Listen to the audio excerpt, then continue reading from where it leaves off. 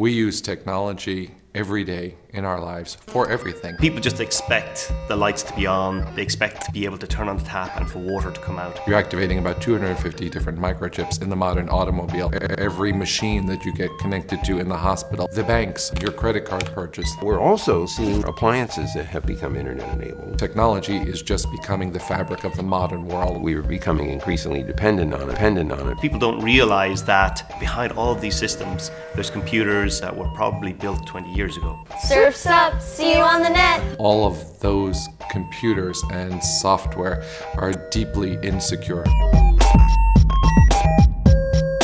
The standard view of a cybercriminal is some 16-year-old pimply kid in his mom's basement hacking away at a keyboard in between playing World of Warcraft or Call of Duty.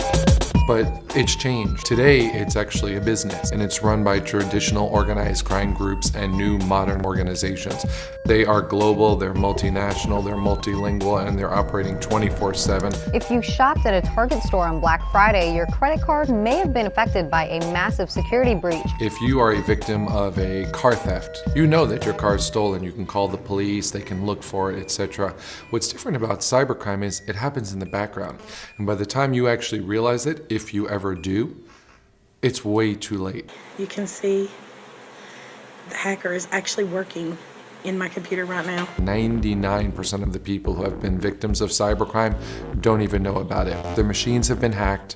The bad guys are living inside your computer. They're monitoring what you're doing. According to the latest studies in 2014, the average time to detection is over 200 days.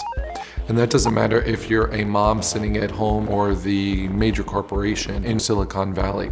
200 days across the board. By the time you realize you've got a problem, it's way too late. All of your customers' credit cards are now out on the internet, where people are starting to short your stock in really odd ways. One hacker group may have stolen up to $1 billion from banks around the world. Kaspersky says the cyber attacks are still happening. They're going to first break into a computer in Buenos Aires, and from there going to hop to a computer in Italy, and from Italy they'll go to London, and then they'll go to the bank that they want to take over in New York.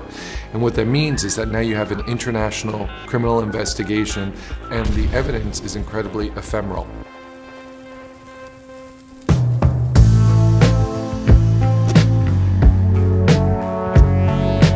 For some parts of the world, the whole concept of cyber and internet and computers is so new, they have absolutely no laws against cybercrime. If we don't have a legal framework that allows the countries to cooperate, then the victim can't do much about the attacker. We don't have a set of frameworks that address the full range of cyber hazards. The technology is developing way too quickly for us to rely upon legal instruments to fix this problem. Beyond that, most of the world's information is not encrypted, whether it be your credit card number or your personal data or your health records. Anthem Insurance got hit by a massive electronic attack.